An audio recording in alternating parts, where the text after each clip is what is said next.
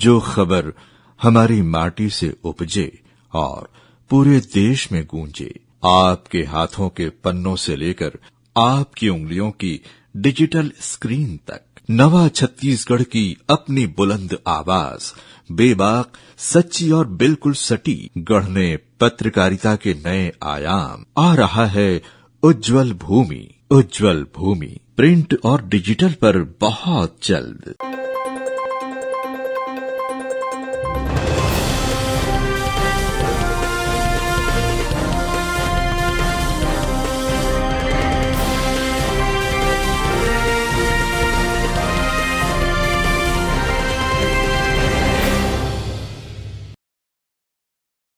नमस्कार, स्वागत है आप सभी का ग्रैंड न्यूज नेटवर्क में और मैं हूं आपके साथ सीमा। चलिए अब एक नजर डाल लेते हैं आज के बुलेटिन की खास खबरों की ओर।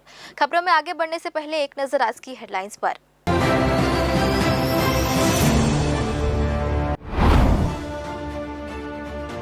सिम्स अस्पताल में बड़ा हादसा टला, लगातार बारिश के बीच गिरा पुराने भवन का छज्जा, मरीजों की जान पर मंडरा रहा बड़ा खतरा।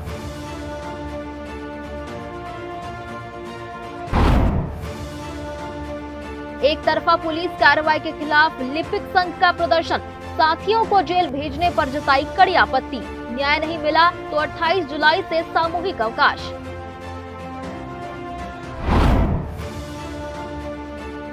तखतपुर की बेटी ने बदली परंपरा की तस्वीर, पिता का पिंडदान कर पेश की नई मिसाल, बेटा बेटी समान, समाज को दिया सशक्त संदेश।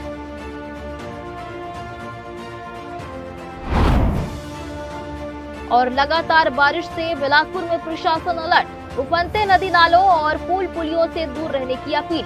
कलेक्टर बोले, जान जोखिम में डालकर ना करें आवाजाही।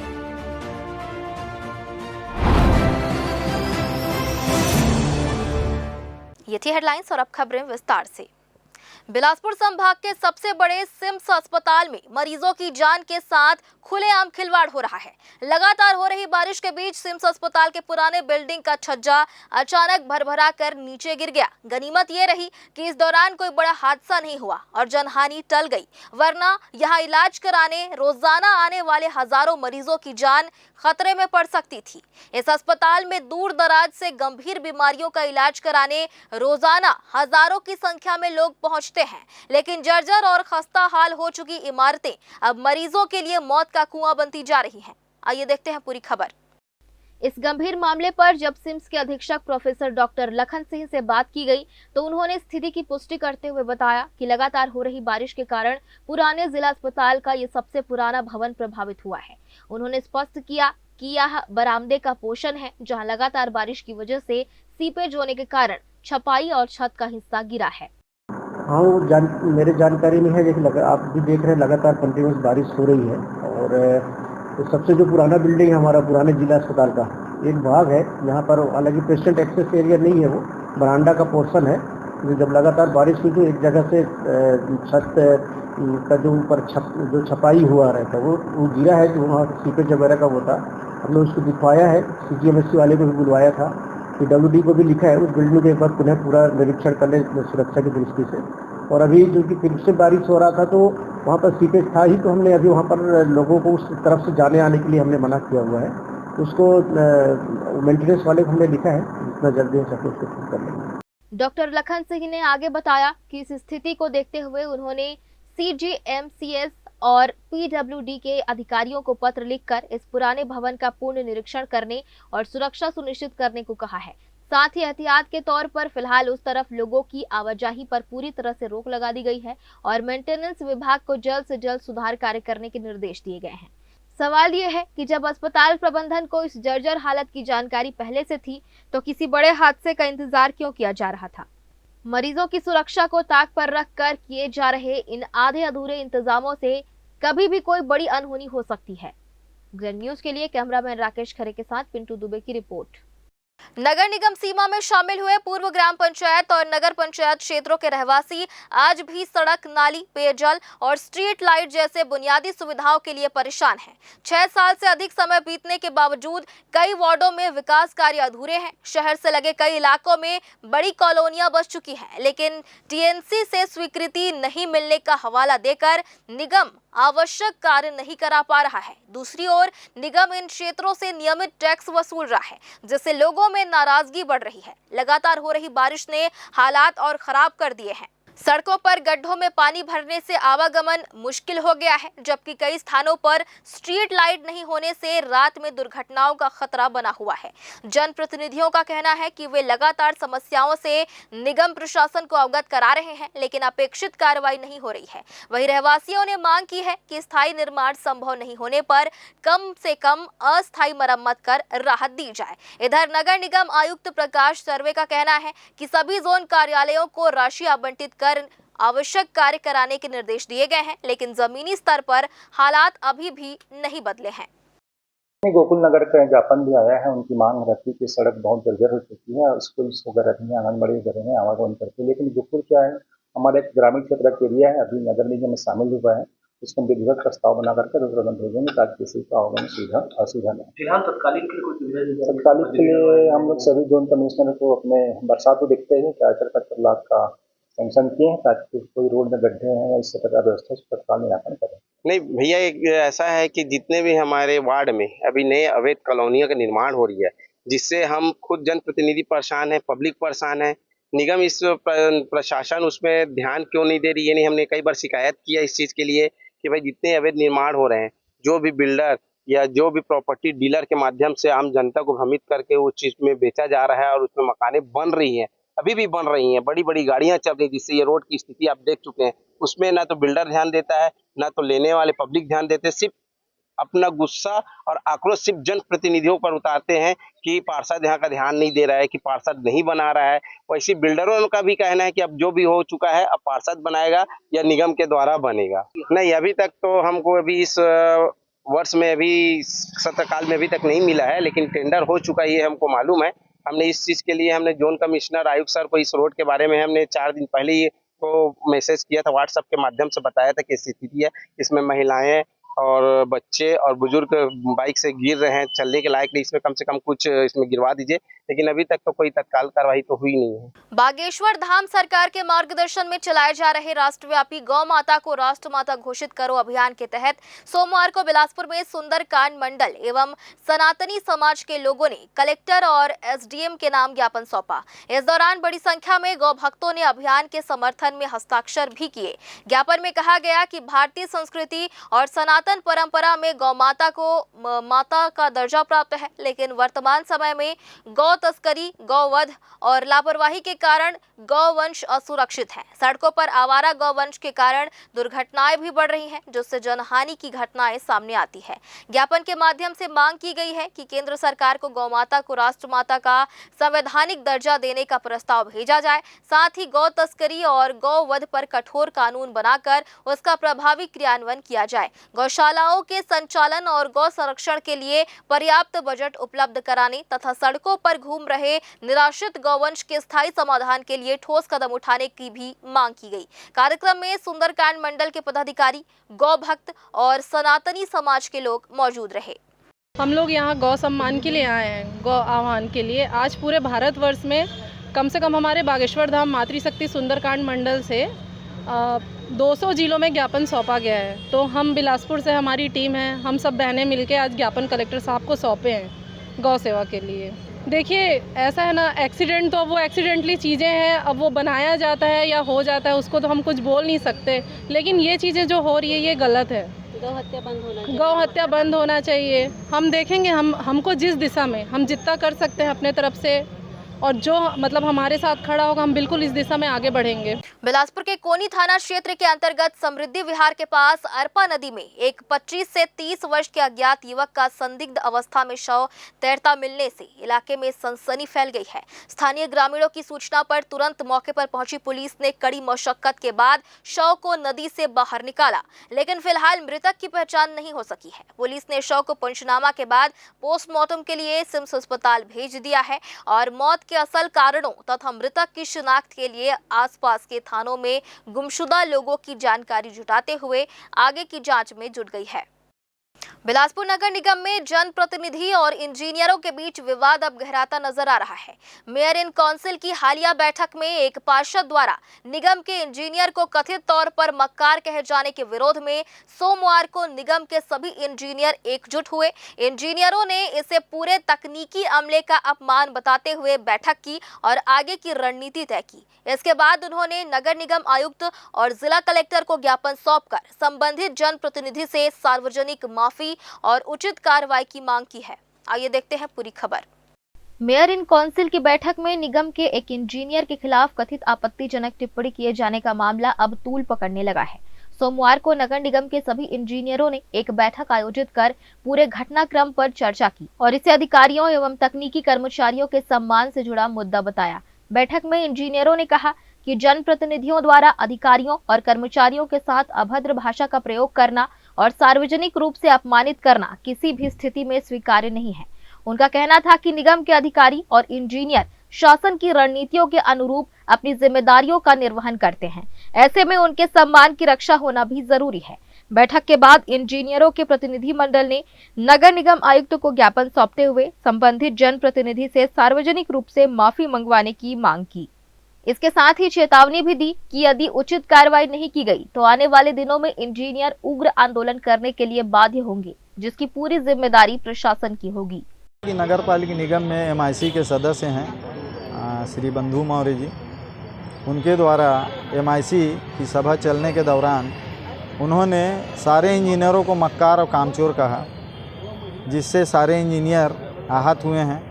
और जैसे ही उन्होंने इस शब्द का प्रयोग किया, हमारे माननीय आयुक्त महोदय के द्वारा इसको तत्काल प्रोटेस्ट किया गया कि इस प्रकार के शब्दों का आप प्रयोग ना करें, वो साधुवाद के पात्र हैं। और सारे इंजीनियरों ने जब पेपर में पढ़ा कि इस प्रकार का पेपर में छपा है कि नगर निगम के इंजीनियर कामचोर हैं, तभी मैं तत्काल का 3 दिन पहले कहीं मैं बता दे रहा हूँ कि इतनी अतिवृष्टि हुई थी, प्राकृतिक आपदा आई थी।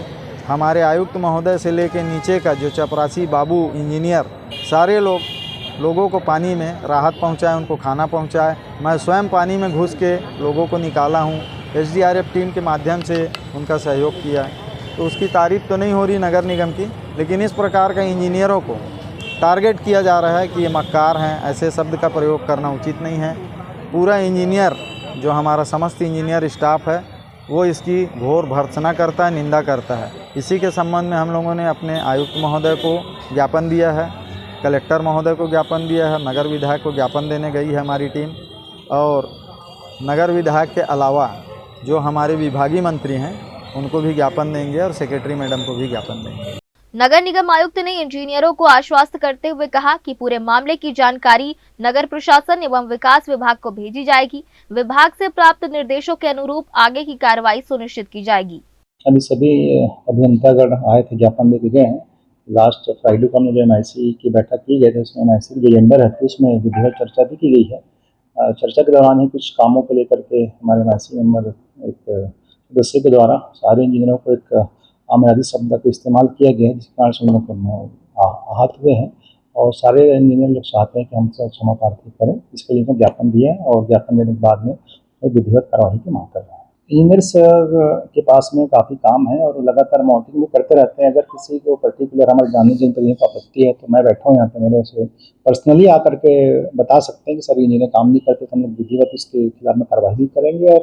और अगर दोषी है तो अपन उसको सस्पेंड करने में भी कार्रवाई करते हैं। लेकिन ऐसे सार्वजनिक सभा में इस टाइप का जो बोला गया है, इसके लिए लोग आहत हो गए। काम को लेकर किसी प्रकार की अगर शिकायत है तो पर्सन से बात भी किया सकता है। बंधु मोड़ को हालांकि MIC की बैठक में मक्कार नहीं बोलना था, बंधु मोड़ को MIC बैठक में मक्कार नहीं बोलना था, जब मैं समझता हूँ। अब बोला है बंधु, आवाज निगम के इंजीनियर काली पट्टी लगा के कलेक्टर को ज्ञापन दे देगा। अभी सुना हूं मैं आपके भाषण के माध्यम से। तो बात इंजीनियर लोगों को भी, भाई अध्यक्ष बैठा है, महापौर बैठे हैं, उनको अपनी बात में रखना था ना। वहां जाने, कलेक्टर पर जाने क्या जरूरत थी? कौन सा बहुत बड़ी बात बोल दी, गाली बक दिया, क्या कर दिया है बंधु? जो कलेक्टर पास चलेगा अपनी बात रखने, भाई महापौर का लिए बैठा है यहाँ पे, महापौर नहीं बोल सकते जाके? सभापति नहीं बोल सकते थे? सभापति वाक बोलना था, बुलाते बंधु से माफी मंगाते, गलती किया तो अगर मैं बोला है तो माफी मंगाते। इसके बाद इंजीनियरों का प्रतिनिधिमंडल जिला कलेक्ट्रेट पहुंचा और कलेक्टर को भी ज्ञापन सौंपकर मामले में निष्पक्ष जांच तथा संबंधित जनप्रतिनिधि के खिलाफ आवश्यक कार्रवाई की मांग की। अब इस पूरे विवाद पर प्रशासन और नगर प्रशासन विभाग के अगले कदम पर सभी की नजरें टिकी हुई है। दैन न्यूज के लिए कैमरामैन अमर ध्रुव के साथ गोलू कश्यप की रिपोर्ट। और फिलहाल वक्त हो चला है छोटे से ब्रेक का। ब्रेक के बाद भी खबरें जारी रहेंगी, बने रहिए ग्रैंड न्यूज नेटवर्क के साथ। जयजया प्राइवेट ITI NCVT से मान्यता प्राप्त एंड ISO सर्टिफाइड 10वीं पास विद्यार्थियों के लिए 2 year electrician course, OPA 1 year course, computer operating and programming assistant course, best classroom facility, admissions open.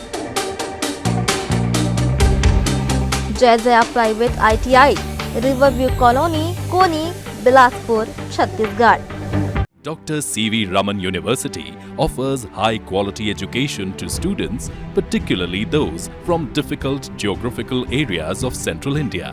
The flourishing 70-acre campus boasts of more than 120 state-of-the-art laboratories, smart classrooms, research centers, and a plethora of on-campus facilities that provide easy access. Dr. C.V. Raman University. Be the change. हर हर महादेव। आदरणीय धर्म प्रेमी सज्जनों, आप सब सादर आमंत्रित है जहां विश्व का ऐतिहासिक मंदिर शपाद लक्षेश्वर धाम सल्हा एक साथ स्थापित हो रहे हैं 1.25 लाख शिवलिंग। उसी स्थान पर इस वर्ष परम आराध्य परम धर्माधीश उत्तरामनाय ज्योतिष पीठाधीश्वर जगत गुरु शंकराचार्य स्वामी श्री अविमुक्तेश्वरानंद सरस्वती महाराज जी का भव्य एवं दिव्य चातुर्मास आषाढ़ गुरु पूर्णिमा 29 जुलाई से भाद्र पूर्णिमा 26 सितंबर तक के इसमें अनेक उत्सव एवं पर्व आएंगे। यह तब परम आनंद का अवसर हो जाएगा जब श्रावण शुक्ल द्वितीया वो धर्म सम्राट स्वामी श्री करपात्री जी महाराज जी और स्वामी श्री जगत गुरु शंकराचार्य स्वामी अविमुक्तेश्वरानंद सरस्वती जी महाराज जी का वर्धापन दिवस आएगा। आप सब सादर आमंत्रित हैं, भूलना नहीं है। 29 जुलाई से 26 सितंबर तक के परिवार आइए, अपने जीवन को धन्य धन्य। जो खबर हमारी माटी से उपजे और पूरे देश में गूंजे, आपके हाथों के पन्नों से लेकर आपकी उंगलियों की डिजिटल स्क्रीन तक, नवा छत्तीसगढ़ की अपनी बुलंद आवाज, बेबाक, सच्ची और बिल्कुल सटीक, गढ़ने पत्रकारिता के नए आयाम। आ रहा है उज्जवल भूमि, उज्जवल भूमि प्रिंट और डिजिटल पर बहुत जल्द। ब्रेक के बाद आप सभी का स्वागत है। छत्तीसगढ़ के बिलासपुर जिले में सर्पदंश आर्थिक सहायता प्रकरणों में हो रही एक तरफा पुलिस कार्रवाई के खिलाफ राजस्व लिपिक संघ विरोध में उतर आया है। संघ ने पुलिस महानिरीक्षक बिलासपुर रेंज को ज्ञापन सौंपकर पुलिस कार्रवाई पर तुरंत रोक लगाने की मांग की है। लिपिक संघ का कहना है कि बिना किसी पूर्व नोटिस के उनके साथियों को जेल भेजना और वाचकों को आपराधिक मामलों में घसीटना गलत है। न्याय न मिलने की स्थिति में लिपिकों ने 28 जुलाई से सामूहिक अवकाश पर जाने की चेतावनी दी है। आइए देखते हैं पूरी खबर। मामला बिलासपुर के सरकंडा, सिविल लाइन और अन्य थानों में दर्ज मामलों से जुड़ा है, जहां सर्पदंश में हुई मृत्यु के आर्थिक सहायता प्रकरणों की जांच चल रही है। छत्तीसगढ़ प्रदेश राजस्व लिपिक संघ ने अपने ज्ञापन में स्पष्ट किया है कि प्राकृतिक आपदा के मामलों में पीड़ित परिवार द्वारा सक्षम न्यायालय के समक्ष शपथ पत्र के साथ आवेदन प्रस्तुत किया जाता है। संघ का तर्क है कि वाचक या लीडर की भूमिका केवल न्यायालय के आदेश पर दस्तावेजों को संभालकर पीठासीन अधिकारी के समक्ष प्रस्तुत करने की होती है। दस्तावेजों की सत्यता की जांच करना वाचक का काम नहीं है, क्योंकि हर मामले में निर्णय लेने का अधिकार केवल पीठासीन अधिकारियों का होता है। इसके बावजूद पुलिस द्वारा बिना जांच के सीधे लिपिक साथियों को गिरफ्तार करने से प्रदेश के राजस्व लिपिकों में भारी रोष है। सर्पदंश वाले मामले में जो हमारे 3 लिपिकों को अंदर किया गया, उनके खिलाफ कोई विशेष एविडेंस है नहीं। ऑनलाइन ट्रांजैक्शन की बात आई है सामने। ऑनलाइन ट्रांजैक्शन, वो भी जो मुख्य आरोपी है वो विगत 20 वर्षों से वहाँ काम कर रहा है। 1000-2000 का ट्रांजैक्शन यदि किसी को उधारी दे दिया, वापस ले लिया, ऐसी बातों पे यदि ट्रांजैक्शन के आधार पे उनको अंदर किया गया तो ये गलत है। लेकिन अभी हमारे साथियों को वहाँ से खारिज हो गई याचिका, तो अभी हमने ये कहा है कि 8 जो हमारे और साथियों को नोटिस मिला है, उनके साथ इस तरह की जाति ना हो। पुलिस जो है अपना अपराधियों की तरह उनसे व्यवहार ना करे, बार बार परेशान ना करे, क्योंकि लगातार उन लोग जा रहे हैं। जांच में सहयोग करने के हमारे लिपिक साथी तैयार हैं, परंतु पुलिस जो है एक संवेदनशीलता के तहत, क्योंकि लिपिक जो होता है, रीडर जो होता है, वो न्यायालय का अंग होता है ना। पीठासीन यदि तहसील न्यायालय है तो उसका अंग है, और प्रस्तुत करता है वो, ना कि डिसीजन लेने का अधिकार है। इन बातों को समावेश करके शासकीय कर्मचारी हम लोग जांच में अवश्य सहयोग करेंगे, परंतु उनसे अपराधियों जैसा व्यवहार, हथकड़ी की तरह बैठाना और अपराधियों के बीच में बैठाना और बार बार परेशान करना। किसी से एक बार बयान लेना है, आप बोल दीजिए कि ठीक है भाई, आपके बयान से हम संतुष्ट हैं, बाद में आवश्यकता पड़ेगी तो फिर से मंगाएंगे, बुलाया जाएगा। लेकिन आज आओ नहीं, फिर जब बुलाएंगे तब आओ, तो उससे क्या हो रहा है, ना न्यायालय काम हो पा रहा है, ना ही शासकीय काम हो पा रहा है, और पूरे आम जनता के भी काम ठप है। उसी का निवेदन करने हम लोग आए थे आईजी साहब के पास। उन्होंने बोला है कि जांच में बिल्कुल जो हम लोग सहयोग करेंगे, और व्यवहार जो है पुलिस का, वो हमारे साथ जो है शासकीय कर्मचारी, हम लोग अपराधी तो है नहीं, तो उस तरह से व्यवहार किया जाएगा और जांच में हम लोग सहयोग करेंगे। भैया दोषी कौन है ये तो पुलिस जांच कर रही है। जो 16 प्रकरण पाए गए हैं, है ना, 16 प्रकरणों में हमारे 3 लिपिकों को ही टारगेट किया गया अभी तक, जबकि आप राजस्व संहिता में, आप मीडिया के साथियों को अवेलेबल करा दूंगा, जो राजस्व संहिता है उसमें सबसे पहले तो वो दोषी पुलिस है। स्टार्टिंग पुलिस से चालू होता है कि पंचनामा वो करेगी, पंचनामा करने के बाद संबंधित डॉक्टर पोस्टमार्टम करेगा, उसके बाद संबंधित पटवारी प्रतिवेदन प्रस्तुत करेगा, तब जाके रीडर के पास आता है, वो भी डिस्पोजल की स्थिति में। कल माननीय पुलिस अधीक्षक महोदय ने एक लेटर जारी किया संबंधित थानों को, उसमें विभिन्न उन्होंने कंडिकाएं दी हैं। उन कंडिकाओं में ऐसा देख के प्रतीत हो रहा है कि हमारे लिपिक को ही टारगेट किया जा रहा है उसमें, जबकि जांच का विषय ये है कि आप हर स्तर पे जांच करो, जांच की सही दिशा करिए, क्योंकि अपराधी जो है वही तहसील का एसडीएम का ड्राइवर है, उसके संबंधित में जांच होना चाहिए। और हमारा यदि बाबू दोषी है या विभाग का है तो हमारे विभागीय जांच की मांग हम लोग किए कलेक्टर से। लिपिक प्रस्तुतकार हैं, ये हम शुरू से कह रहे हैं, ठीक। हम लोग एक बार नहीं कई बार ये बात को रख चुके हैं कि हम प्रस्तुतकार हैं, लिपिक जितने भी हैं। ऐसा नहीं है कि हमारा काम नहीं है चेक करना या नहीं देखना, भाई हम सब चीज़ देख रहे हैं। लेकिन आप ये बताइए कि जो भी प्रकरण हमारे पास आ रहा है, जिसमें सबके सील है, सबके हस्ताक्षर हैं, सब कुछ रेडी है, अगर हम उसका वेरीफाई कैसे करेंगे कि ये पटवारी का सील नहीं है, ये पटवारी का साइन नहीं है, कि ये इनका साइन नहीं है, कि ये जो हमारे पुलिस थाना वाले जो प्रभारी हैं उनका सील सिग्नेचर करके जब आ रहा है हमारे पास कागज़ आया, बाबू का काम है कि उसको हम चेक करें। अगर हमारे पास थाने से प्रतिवेदन आया, हमने चेक किया कि इसमें थाना प्रभारी का साइन है कि नहीं, तो हम ये कैसे पता करेंगे कि ये फर्जी साइन है कि ये क्या साइन है ना। हमने वो चीज़ देखा, हमको सही लगा, तभी हमने आगे बढ़ाया। अप्रूव करने का काम हमारा नहीं था। लेकिन वर्तमान में जो हमारी मांग है वो ये है कि भाई हमारे कर्मचारियों के साथ सहजता से जो भी व्यवहार किया जाए, सहजता से किया जाए। हम लोग गवर्नमेंट एम्प्लॉयज़ हैं, हम लोग कोई अपराधी नहीं है, तो अपराधियों जैसा जो बर्ताव किया जा रहा है वो ना किया जाए, ठीक। और जितने भी हम कर्मचारी हैं, हम लोग सब सहयोग करने के लिए तैयार हैं। जो आप जांच करना चाहते हैं बिल्कुल जांच करिए, ना तो हम जांच के विरोध में हैं, ना तो हम ऐसा कह रहे हैं भाई कि हम गलत का सपोर्ट कर रहे हैं, या अगर कुछ गलत हुआ है तो हम उसको संरक्षण दे रहे हैं, ऐसा कुछ नहीं है। हम बिल्कुल तैयार हैं, जो भी आप जांच करना चाहते हैं बिल्कुल करिए, लेकिन भाई अपराधी जैसा ट्रीट मत करिए, है ना। हम सब कर्मचारी, हमको अपराधी जैसा ट्रीट मत करिए।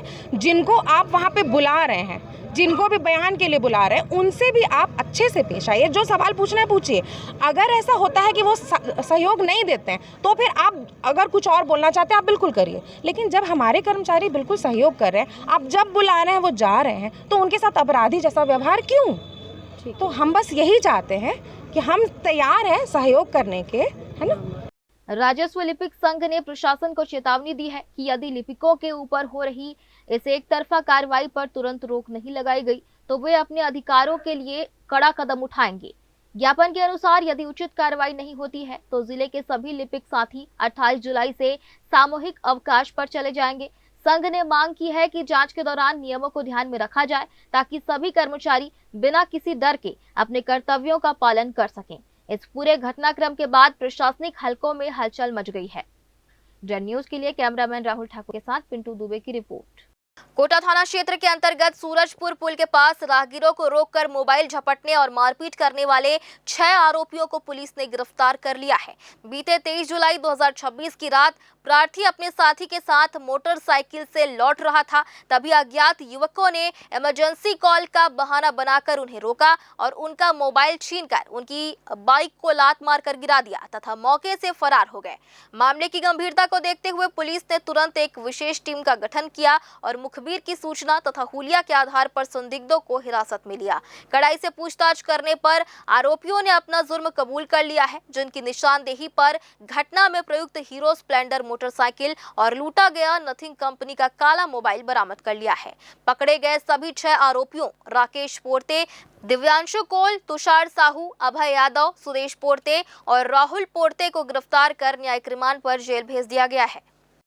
बिलासपुर जिला अधिवक्ता संघ के बहुप्रतीक्षित चुनाव के नतीजे घोषित हो चुके हैं, जिसमें अध्यक्ष पद पर अनुराग वाजपेयी ने शानदार जीत हासिल कर नया नेतृत्व संभाला है। इस बार के चुनाव में अधिवक्ताओं ने जबरदस्त उत्साह दिखाते हुए करीब 75% मतदान किया, जो पिछले चुनाव से लगभग 5% अधिक रहा। शनिवार को हुए मतदान के बाद रविवार को शांतिपूर्ण माहौल में मतगणना संपन्न हुई और सभी विजयी प्रत्याशियों के नामों की घोषणा कर दी गई। इसके बाद से संघ परिसर में जश्न और उत्साह का माहौल बना हुआ है।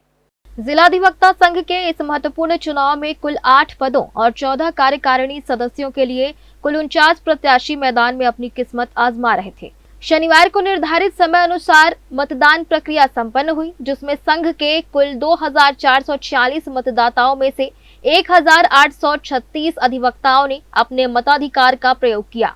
पिछले चुनाव की तुलना में इस बार लगभग 5% अधिक यानी 75% मतदान दर्ज किया गया, जो वकीलों की सक्रियता और संघ के प्रति उनकी गहरी रुचि को स्पष्ट रूप से दर्शाता है। अधिवक्ताओं के चुनाव में कभी कोई अधिवक्ता अस्वस्थ नहीं हो सकता।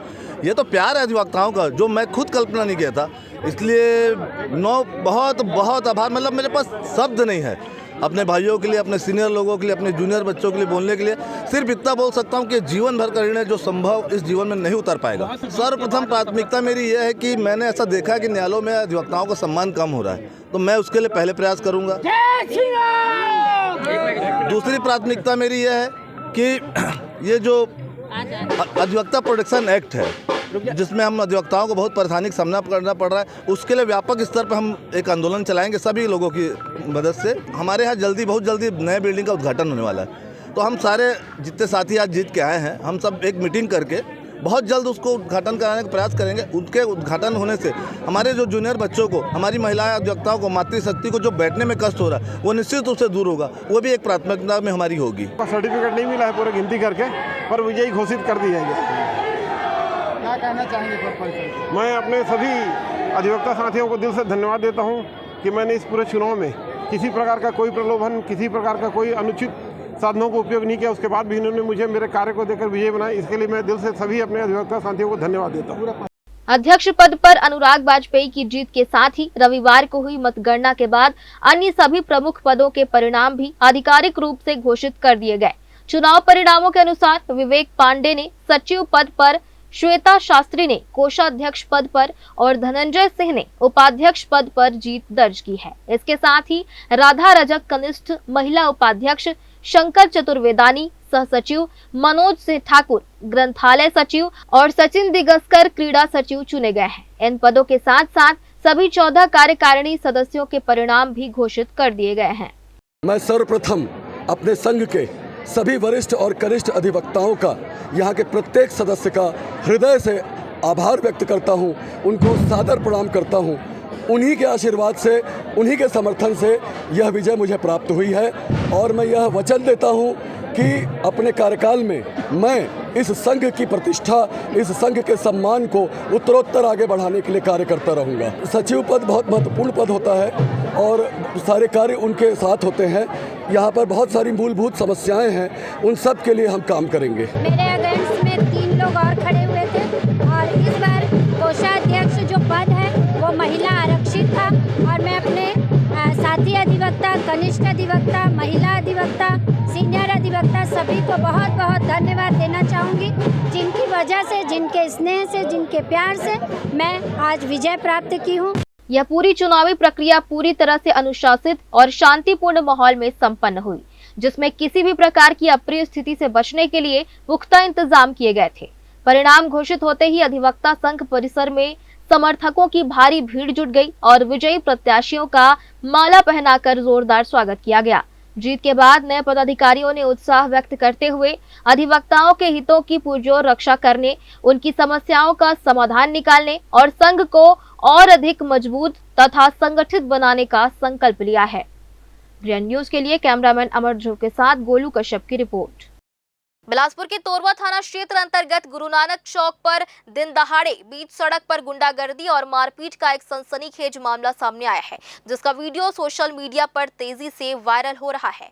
वायरल वीडियो के अनुसार कुछ बदमाशों ने बाइक से पीछा कर एक ऑटो सवार युवक को बीच रास्ते में रोक लिया और लाठी डंडों से उस पर ताबड़तोड़ हमला कर दिया। इस घटना से मौके पर अफरा तफरी का माहौल बन गया और बीच सड़क पर हुई इस मारपीट का वीडियो तेजी से इंटरनेट पर फैल गया, जिससे शहर की कानून व्यवस्था पर गंभीर सवाल खड़े हो रहे हैं। इस मामले में स्थानीय पुलिस वायरल वीडियो के आधार पर संज्ञान लेते हुए आरोपियों की पहचान करने और उनके खिलाफ सख्त वैधानिक कार्रवाई करने की तैयारी में जुटी हुई है।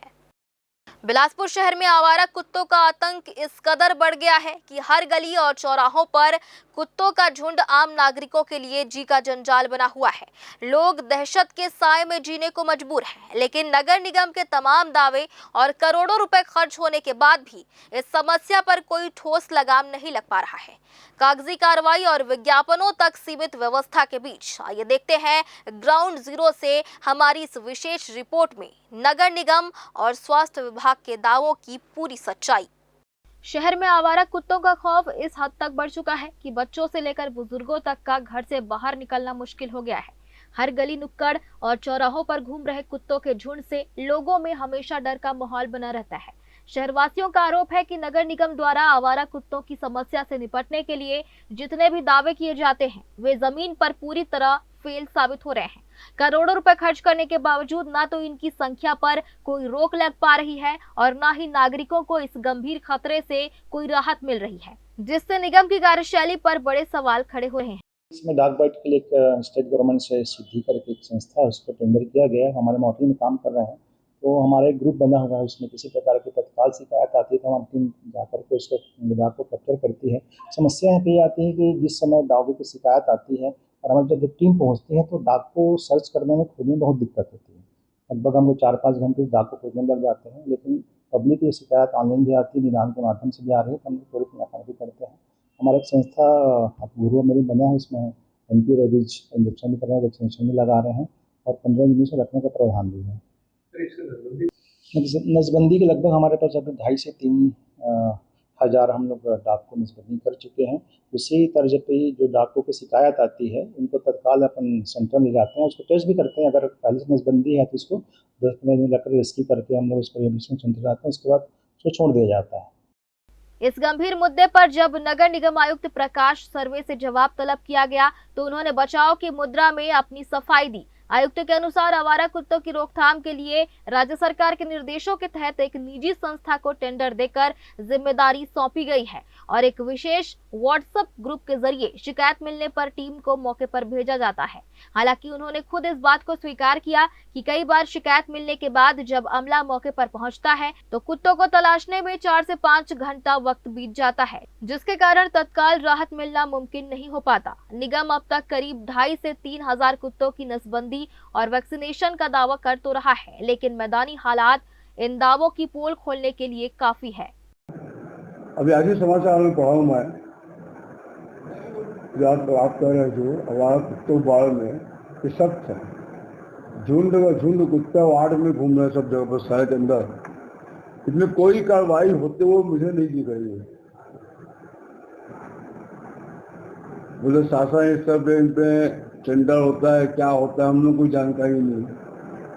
कहाँ टेंडर होता है, कौन ठेकेदार है, कौन नसबंदी कराता है, ले जाता है कुत्तों को, कहाँ ले आता है, कहाँ छोड़ता है, ये भी नहीं मालूम। किसको फोन करने से कुत्ता उठा के ले आते हैं, कई लोग कोई बोलते हैं जुगल फोन लगा दो, कोई इसको लगा दे। अभी कुत्तों का कोई माई बाप नहीं है और झुंड कुत्ते रात में घूमते हैं। अभी बच्चे काट दे, कहीं कुछ हो जाए, रेबीज इंजेक्शन उपलब्ध नहीं होता वहाँ।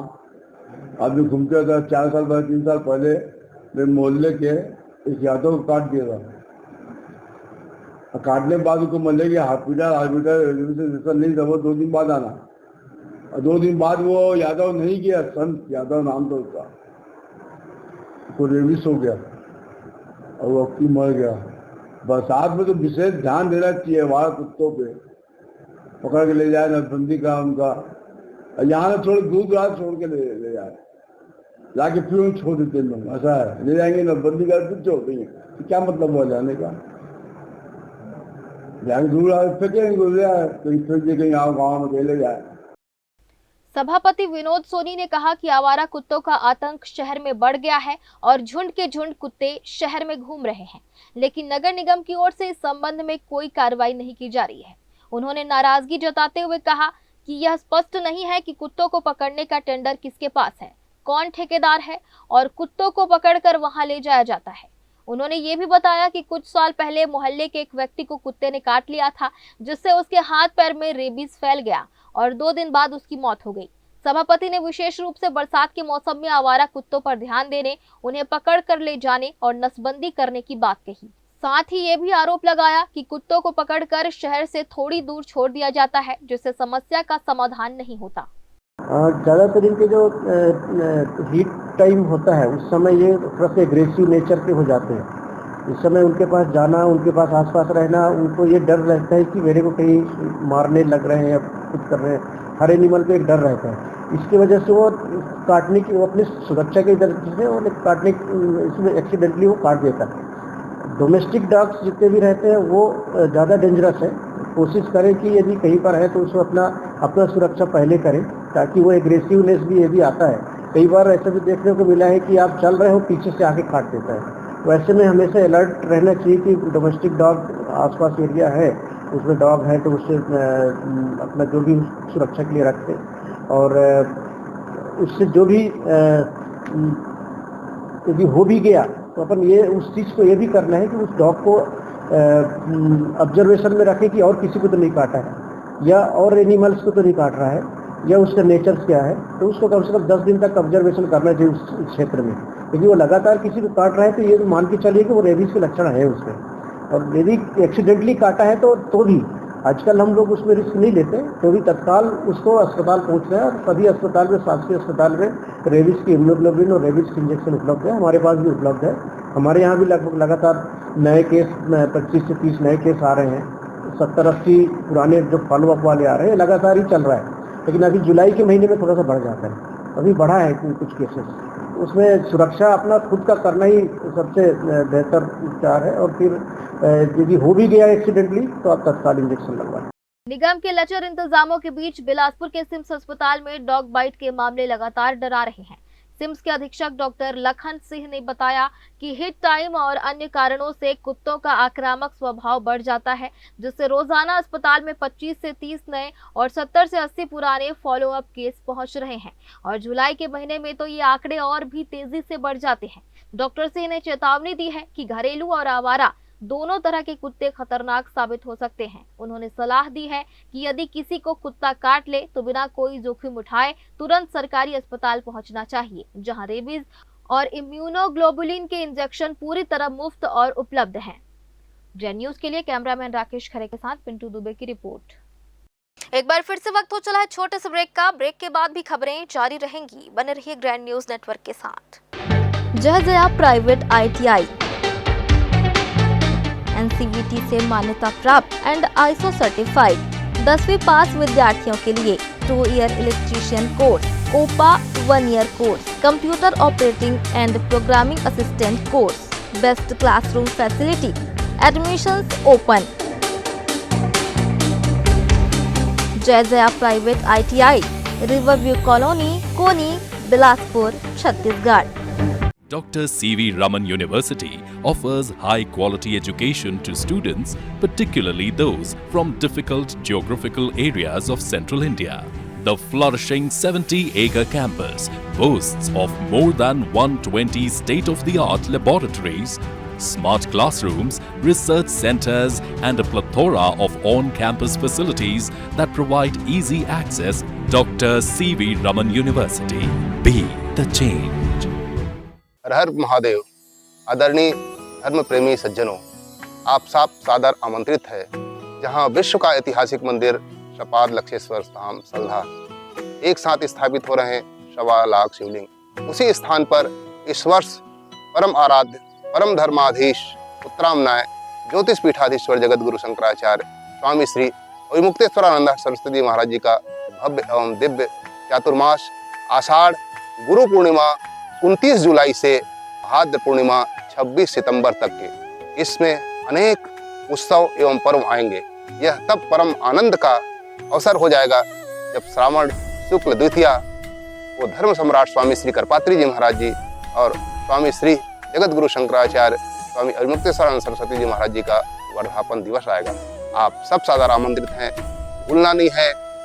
29 जुलाई से 26 सितंबर तक के परिवार आइए, अपने जीवन को धन्य धन्य। जो खबर हमारी माटी से उपजे और पूरे देश में गूंजे, आपके हाथों के पन्नों से लेकर आपकी उंगलियों की डिजिटल स्क्रीन तक, नवा छत्तीसगढ़ की अपनी बुलंद आवाज, बेबाक, सच्ची और बिल्कुल सटीक, गढ़ने पत्रकारिता के नए आयाम। आ रहा है उज्जवल भूमि, उज्जवल भूमि प्रिंट और डिजिटल पर बहुत जल्द। ब्रेक के बाद आप सभी का स्वागत है। बिलासपुर के तखतपुर विकासखंड अंतर्गत ग्राम नगोई निवासी कृषक स्वर्गीय देव नारायण कौशिक के निधन के पश्चात उनकी 9वीं कक्षा में पढ़ने वाली मेधावी पुत्री आस्था कौशिक द्वारा प्रयागराज में विधि विधान से पिंडदान संपन्न किया जाना श्रेष्ठी कुर्मी समाज के इतिहास में एक क्रांतिकारी और साहसिक कदम है। समाज और पुरोहित वर्ग की तमाम आपत्तियों तथा सामाजिक आलोचनाओं को दरकिनार करते हुए आस्था ने अपने पिता के उस विश्वास को जीवंत किया जिसमें वे अक्सर अपनी बेटियों को ही अपनी सबसे बड़ी ताकत और सर्वस्व मानते थे। परिवार के चुनिंदा सदस्यों के संबल और अपने फौजी चाचा के प्रेरणादायी सहकार से पोषित इस निर्णय ने यह साबित कर दिया कि अंतिम संस्कार और पिंडदान जैसे उत्तरदायित्व केवल पुत्रों तक सीमित नहीं है, बल्कि बेटियां भी समान रूप से अपने माता पिता के प्रति अंतिम धर्म का निर्वहन कर सकती हैं। यह एक ऐसी प्रेरणास्पद पहल है जो न केवल पितृ ऋण से ऋण होने के पारंपरिक दृष्टिकोण को नया आयाम देती है, बल्कि बेटा बेटी के भेद को मिटाकर समाज में एक अत्यंत सकारात्मक और प्रगतिशील सोच का मार्ग भी प्रशस्त करती है। प्रदेश को मलेरिया मुक्त बनाने के सरकारी दावों के बीच बिलासपुर का जिला मलेरिया कार्यालय खुद सवालों के घेरे में आ गया है। सोमवार को कार्यालय के निरीक्षण के दौरान 15 से अधिक अधिकारियों कर्मचारियों की पदस्थापना के बावजूद अधिकांश कर्मचारी अनुपस्थित मिले और जिला मलेरिया अधिकारी का कक्ष भी बंद मिला। वहीं दूसरी ओर कोटा विधानसभा क्षेत्र के 72 मलेरिया संवेदनशील वनांचल गाँव में पिछले 3 वर्षों से नई मेडिकेटेड मच्छरदानियों का वितरण नहीं हुआ है, जबकि वर्ष 2020 के बाद से डीडीटी का छिड़काव भी बंद पड़ा है। विभाग हर साल 35,000 नई मच्छरदानियों की मांग शासन को भेजने का दावा कर रहा है, लेकिन अब तक आपूर्ति नहीं मिली। इस वर्ष 10 जुलाई तक कोटा क्षेत्र में 23 मलेरिया मरीज सामने आ चुके हैं, जबकि पिछले वर्ष 63 मरीज दर्ज किए गए थे। बारिश के मौसम में बढ़ते मच्छरों के बीच ग्रामीण विभागीय तैयारियों पर सवाल उठा रहे हैं। हालांकि स्वास्थ्य विभाग का कहना है कि प्रभावित गांवों में घर घर सर्वे, बुखार की जांच, रक्त नमूने लेकर उपचार और दवाइयों का वितरण किया जा रहा है तथा लोगों को मलेरिया से बचाव के लिए जागरूक भी किया जा रहा है। यानी वो त्रिवर्षीय हेल्थ वर्कर बसनों का कितना समय आता है? आते ही नहीं। ये हाल है। हाँ। तो फिर उनके बदले कोई अधिकारी?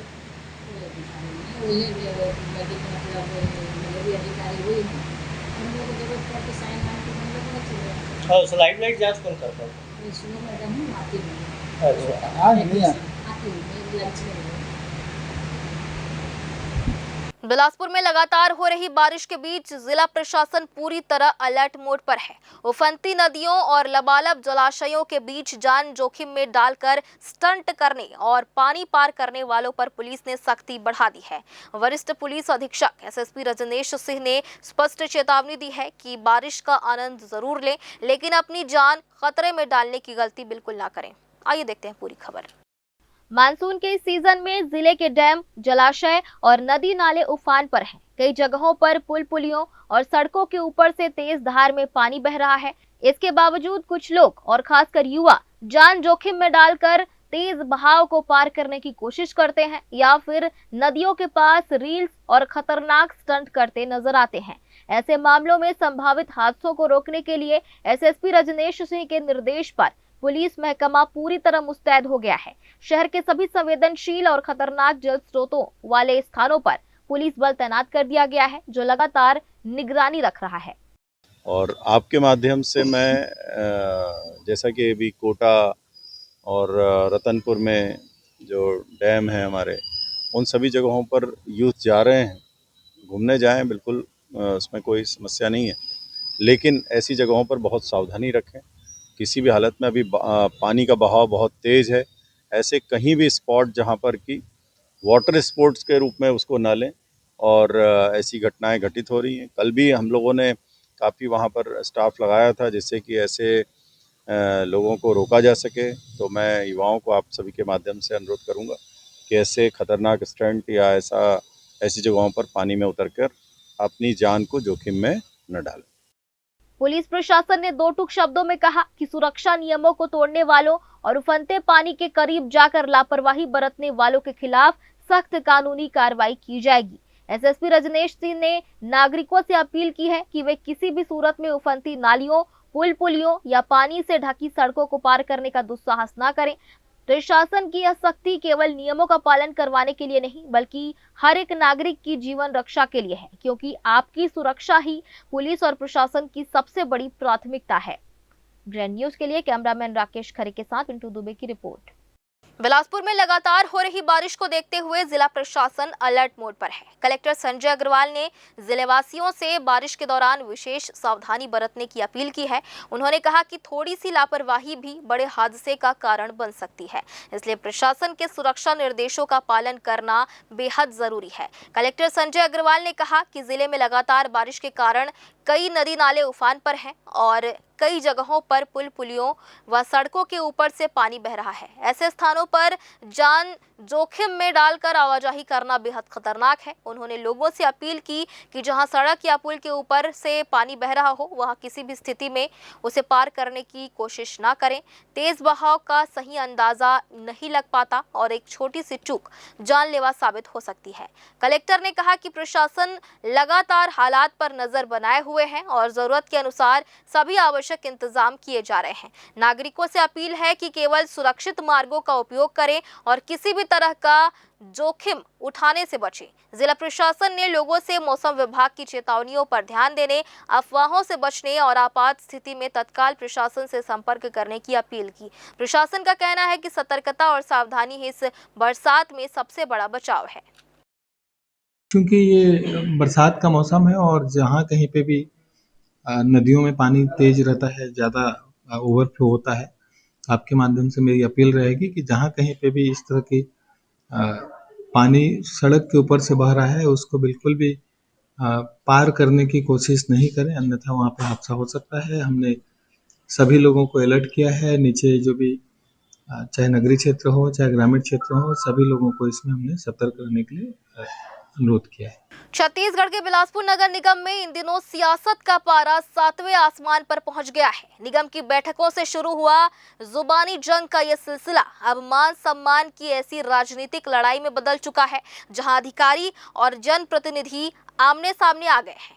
बात तब और बिगड़ गई जब एमआईसी सदस्य बंधुलाल मौर्य ने निगम के इंजीनियरों को सरेआम मक्कार और कामचोर कह डाला।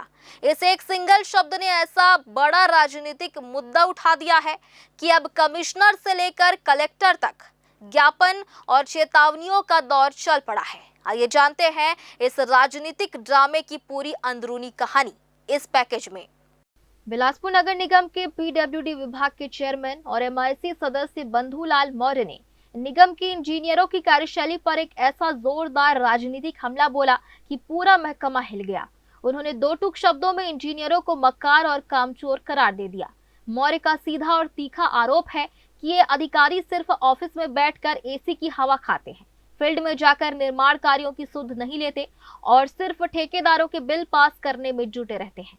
उन्होंने शहर में जल भराव की गंभीर समस्या के लिए भी सीधे तौर पर इन्हीं इंजीनियरों की लापरवाही को जिम्मेदार ठहराया है। 6 महीना ये अच्छा काम करके दिखा दे, मैं बीच चौक में इनके पैर छू के माफी मांग लूंगा। जनता से सर्टिफिकेट चाहिए, इनसे सर्टिफिकेट नहीं चाहिए। अगर ये काम बढ़िया कर रहे हैं तो मुझे कोई झुकने को तैयार हूं, मैं काम बढ़िया करें, कोई दिक्कत नहीं मेरे को, किसी प्रकार का काम नहीं। कोई मैं इनके जो है ठेस पहुंचाने के लिए कोई शब्द नहीं बोला। आक्रोश था, मुझे जनता की बात को रखना है, आज भी है, कल भी रखूंगा मैं। और ये 6 महीना बढ़िया काम कर ले, मैं इनका स्वागत करूंगा, पैर छू के माफी मांग लूंगा मैं। 6 महीना काम कर। एमआईसी मेंबर के इस अमर्यादित और तीखे बयान के बाद नगर निगम के भीतर राजनीतिक सरगर्मी तेज हो गई है। नगर निगम इंजीनियर स्वायत्त शासी कर्मचारी संगठन के कार्यकारी अध्यक्ष जुगल किशोर के नेतृत्व में पूरा इंजीनियरिंग स्टाफ लामबंद हो गया है। संगठन ने इसे अपनी प्रतिष्ठा और सम्मान पर सीधा प्रहार बताया है। इंजीनियरों का तर्क है कि जब हाल ही में प्राकृतिक आपदा और भीषण अतिवृष्टि के दौरान चपरासी से लेकर कमिश्नर तक ने अपनी जान जोखिम में डालकर बाढ़ पीड़ितों की मदद की और एसडीआरएफ के साथ पानी में उतरे, तब संकट के वक्त उनकी पीठ थपथपाने के बजाय उन्हें मक्कार कहकर टारगेट करना पूरी तरह ओछी राजनीति है। मामला ये था कि नगर पालिका निगम में एमआईसी के सदस्य हैं श्री बंधु मौर्य जी, उनके द्वारा एमआईसी की सभा चलने के दौरान उन्होंने सारे इंजीनियरों को मक्कार और कामचोर कहा, जिससे सारे इंजीनियर आहत हुए हैं। और जैसे ही उन्होंने इस शब्द का प्रयोग किया, हमारे माननीय आयुक्त महोदय के द्वारा इसको तत्काल प्रोटेस्ट किया गया कि इस प्रकार के शब्दों का आप प्रयोग ना करें, वो साधुवाद के पात्र हैं। और सारे इंजीनियरों ने जब पेपर में पढ़ा कि इस प्रकार का पेपर में छपा है कि नगर निगम के इंजीनियर कामचोर हैं, तभी मैं तत्काल का 3 दिन पहले कहीं मैं बता दे रहा हूँ कि इतनी अतिवृष्टि हुई थी, प्राकृतिक आपदा आई थी, हमारे आयुक्त महोदय से लेकर नीचे का जो चपरासी बाबू इंजीनियर, सारे लोगों को पानी में राहत पहुँचाए, उनको खाना पहुँचाए। मैं स्वयं पानी में घुस के लोगों को निकाला हूँ, एसडीआरएफ टीम के माध्यम से उनका सहयोग किया। तो उसकी तारीफ तो नहीं हो रही नगर निगम की, लेकिन इस प्रकार का इंजीनियरों को टारगेट किया जा रहा है कि ये मक्कार हैं, ऐसे शब्द का प्रयोग करना उचित नहीं है। पूरा इंजीनियर जो हमारा समस्त इंजीनियर स्टाफ है वो इसकी घोर भर्त्सना करता है, निंदा करता है। इसी के संबंध में हम लोगों ने अपने आयुक्त महोदय को ज्ञापन दिया है, कलेक्टर महोदय को ज्ञापन दिया है, नगर विधायक को ज्ञापन देने गई है हमारी टीम। और नगर विधायक के अलावा जो हमारे विभागीय मंत्री हैं उनको भी ज्ञापन देंगे और सेक्रेटरी मैडम को भी ज्ञापन देंगे। मामले ने जब तूल पकड़ा तो निगम आयुक्त प्रकाश सर्वे ने भी अपनी स्थिति स्पष्ट की। आयुक्त ने साफ किया कि इस तरह की सार्वजनिक और अपमानजनक भाषा का इस्तेमाल बिल्कुल भी बर्दाश्त नहीं किया जाएगा। उन्होंने कहा कि यदि किसी इंजीनियर के काम में कोई कमी है तो व्यक्तिगत चर्चा या नियमों के तहत कार्रवाई की जा सकती है, लेकिन सार्वजनिक मंचों पर इस तरह के शब्दों का प्रयोग राजनीतिक मर्यादा के खिलाफ है। वहीं सभापति विनोद सोनी ने भी इस पूरे घटनाक्रम पर नाराजगी जताते हुए कहा कि अगर शिकायत थी तो उसे उचित मंच पर रखना चाहिए था। सीधे इस तरह का माहौल बनाना निगम की राजनीति में एक नया विवाद खड़ा कर रहा है। अभी सभी अभियंतागण आए थे, ज्ञापन देके गए हैं। लास्ट फ्राइडे को हमने जो एमआईसी की बैठक की गई थी उसमें एमआईसी की जो एजेंडा रहती है उसमें विधिवत चर्चा भी की गई है। चर्चा के दौरान ही कुछ कामों को लेकर के हमारे एमआईसी मेंबर एक सदस्य के द्वारा सारे इंजीनियरों को एक अमर्यादित शब्द का इस्तेमाल किया गया है, जिसके कारण से उन लोग आहत हुए हैं। और सारे इंजीनियर लोग चाहते हैं कि हमसे क्षमा प्रार्थना करें, इसके लिए ज्ञापन दिया है और ज्ञापन देने के बाद में विधिवत कार्रवाई की मांग कर रहे हैं।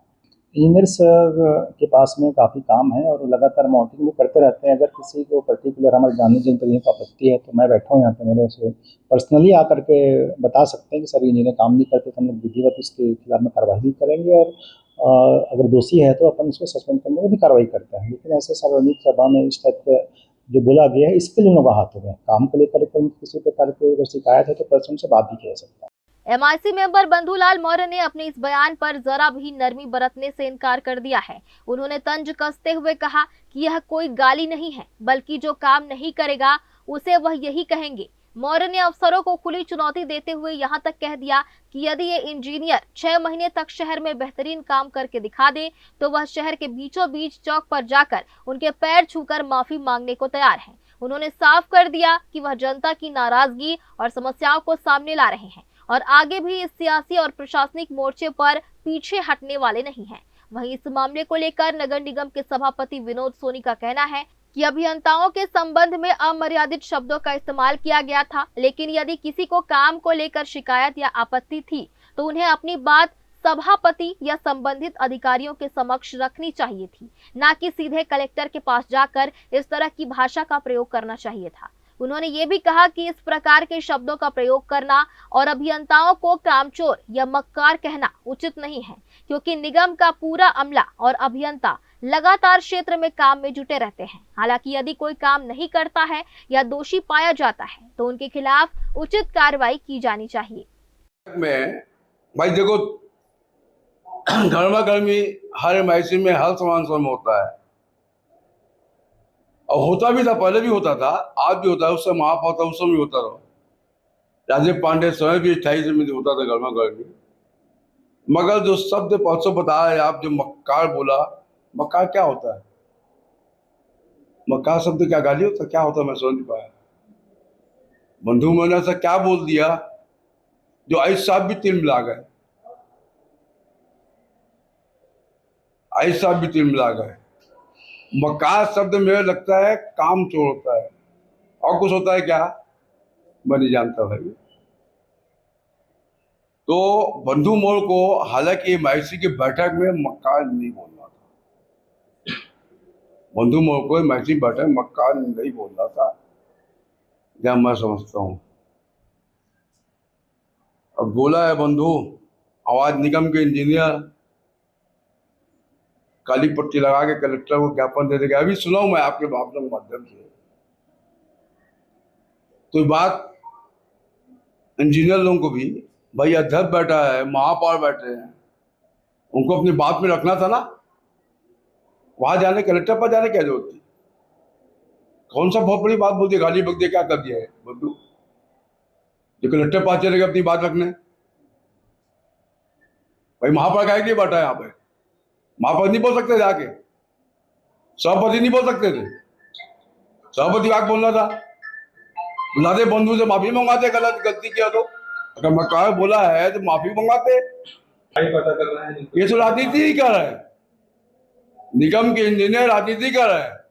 कोई गलत काम नहीं बोला, काम चोर तो गलत काम नहीं बोला है, मक्कार बोला तो भाई काम तो करे इंजीनियर, काम क्यों नहीं करते भाई? और उस विभाग का चेयरमैन हो, उसकी नहीं सुनोगे तो बोलेगा ही। ये मानते हैं आपकी नगर निगम? मैं नहीं बोलता निगम के इंजीनियर काम चोर है, मक्कार है, मैं ऐसा नहीं बोलता। बंधु ने बोला है, बंधु को विषय में महापौर बता दिया है, और बंधु बोला तो बंधु क्षमा मांग लिया था। गलत हो गई, गलती से मैंने बोल दिया मक्कार, नहीं बोलना चाहिए मक्कार। भाई शब्द का प्रयोग क्यों करना एमआईसी में? एमआईसी संबंध में किसी में हो, भाई इंजीनियर आता है, काम करने आता है, दिन भर काम में हम भी लगे रहते हैं, निगम का सारा अमला काम में लगा हुआ है। अब ये विवाद सिर्फ निगम की फाइलों तक सीमित नहीं रहा, बल्कि इसने एक बड़े राजनीतिक आंदोलन का रूप ले लिया है। इंजीनियरों के सम्मान की रक्षा के लिए संगठन ने कमिश्नर, कलेक्टर, स्थानीय विधायक, विभागीय मंत्री और सेक्रेटरी मैडम तक को ज्ञापन सौंपकर इस अपमानजनक रवैये के खिलाफ कड़ी कार्रवाई की मांग कर दी है। बिलासपुर नगर निगम का यह ताजा घटनाक्रम इस बात का गवाह बन गया है कि कैसे एक छोटे से शब्द ने जनप्रतिनिधियों और प्रशासनिक अमले के बीच छिपी खटास को सतह पर लाकर एक हाई वोल्टेज राजनीतिक ड्रामे में तब्दील कर दिया है। ग्रैंड न्यूज के लिए कैमरामैन राकेश खरे के साथ पिंटू दुबे की रिपोर्ट।